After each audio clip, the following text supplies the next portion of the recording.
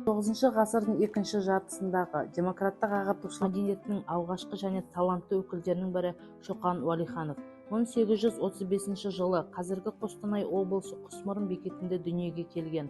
Ол қазақ халқының тарихи салт дәстүрі мен фольклоры туралы көп зерттеу жүргізіп, алғашқы ғылыми еңбектерін жазды. Сонымен қатар саяхатшы болуды, соның ішінде Орта Азияны аралап зерттеуді мақсат етеді.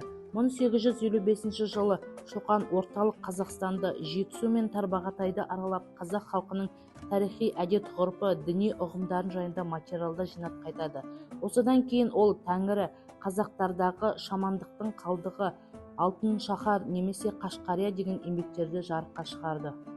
Шоқанның тұңғыш этнограф ретінде еңбегі де орасан. Әсіресе Жоңғария очерктері атты атақты еңбегінде шығыс деректерінің терең зерттеп, этнограф ғалым ретінде тұңғыш рет ғылыми тұрғыда қазақ пен қырғыз халқының айырмашылығын таразылады.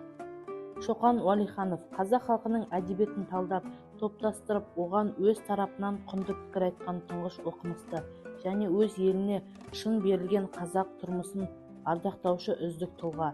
Әлемдегі ғылымға қомақты үлес қосып, қазақ халқының күллі әлемге танытқан тұңғыш ғалым да осы Шоқан Уәлиханов.